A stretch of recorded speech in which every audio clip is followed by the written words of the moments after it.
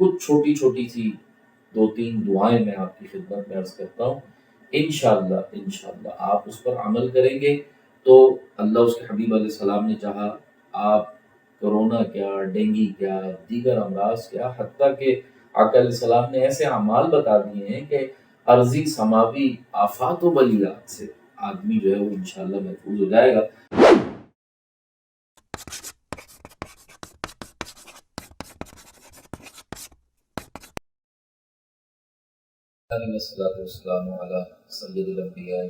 جی انہوں نے بڑی اچھی چیز کی طرف توجہ دلائی ہے۔ اس وقت واقعی جو کنڈیشن ہے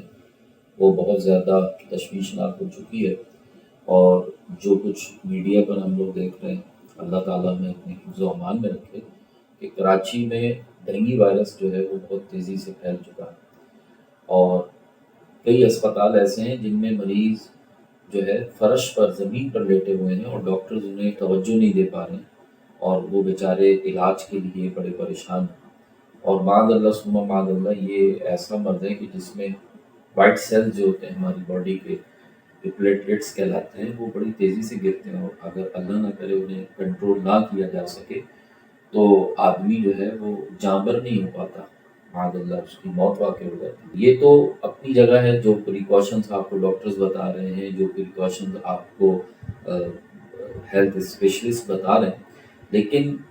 الحمدللہ ہم سب اپنے پیارے آقا صلی اللہ تعالی علیہ وسلم کے غلام ہیں،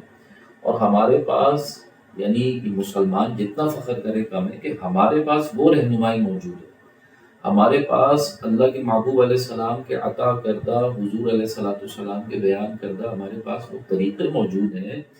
کہ دنیا کی کوئی اور یونیورسٹی، کوئی اور مذہب، کوئی اور ایسا معلم اس کائنات میں گزرا ہی نہیں ہے۔ اللہ اکبر، جیسا ہمیں ہمارے آقا علیہ السلام نے عطا فرمایا۔ کچھ چھوٹی چھوٹی سی 2-3 دعائیں میں آپ کی خدمت میں عرض کرتا ہوں۔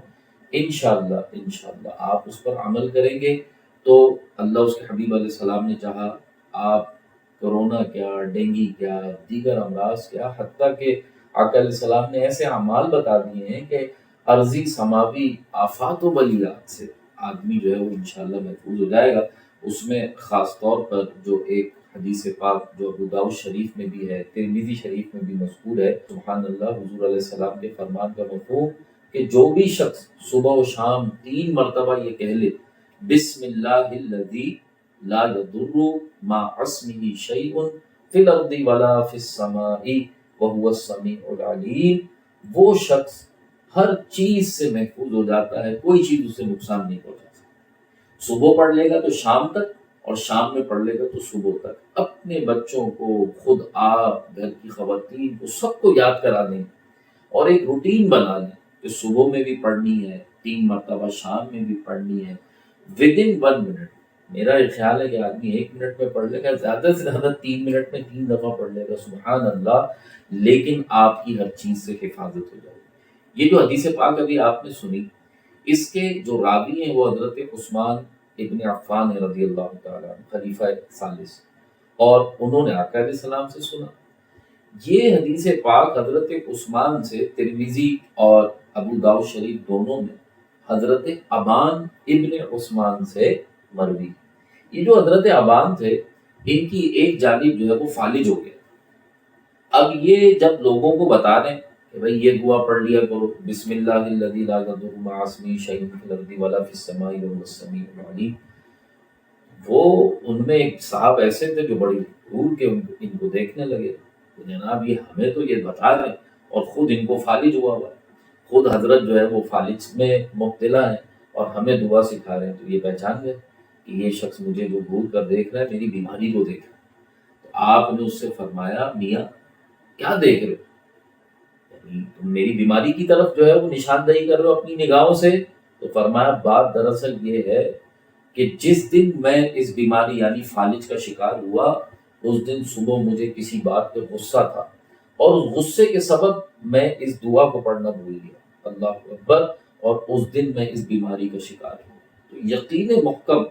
اللہ تبارک و تعالی ہمیں اپنے حفظ و امان میں رکھے گا۔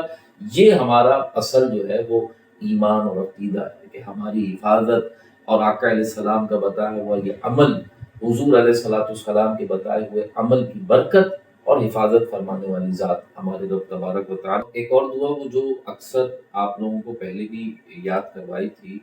اور ہمارے پیر و مرشد حضور قبلہ علامہ سید شاہ تراب الحق قادری رحمۃ اللہ تعالیٰ علیہ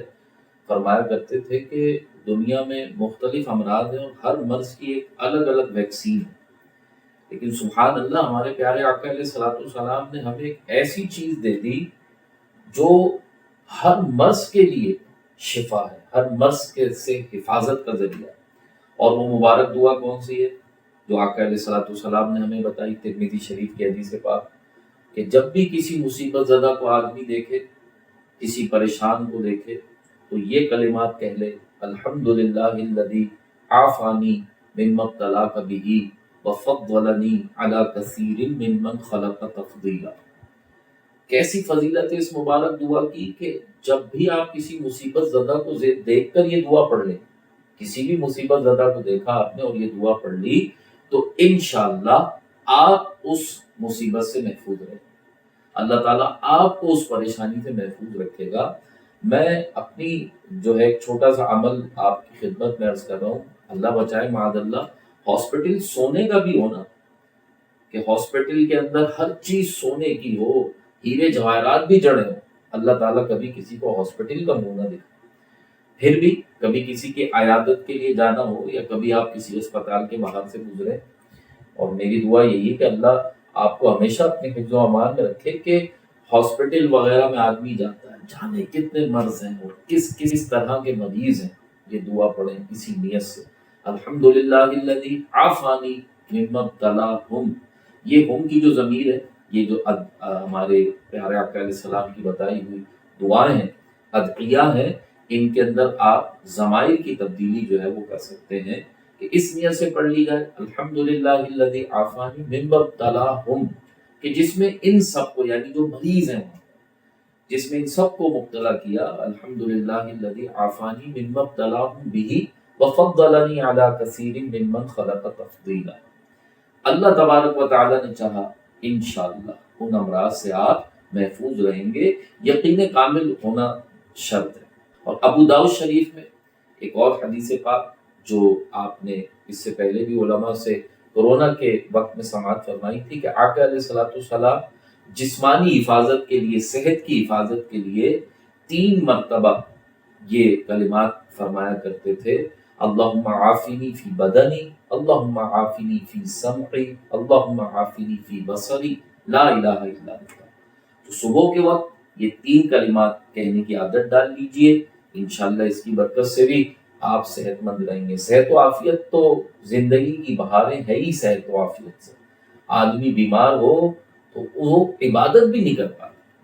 وہ نماز روزہ بھی نہیں کر پاتا، باقی زندگی کی بہاریں تو ایک طرف، وہ عبادت سے بھی محروم ہو جاتا ہے۔ تو ایمان کی سلامتی کے بعد صحت کی سلامتی ایک بہت بڑی نعمت ہے اللہ تبارک و تعالیٰ کی۔ تو یہ چند پیغامات ہیں، چند دعائیں ہیں، دوسروں تک بھی پہنچائیے انشاءاللہ، وہ لوگ بھی انشاءاللہ اگر اس پر عمل کریں گے۔ اور پھر میں ایک دفعہ یہ کہوں گا کہ اپنے بچوں کو اور گھر والوں کو سب کو یاد کرا دیجیے انشاءاللہ، تاکہ جب وہ لوگ اس پر عمل کریں تو ان کی حفاظت ہوتی رہے۔ اللہ تعالیٰ آپ سب کو جزائے خیر عطا فرمائے۔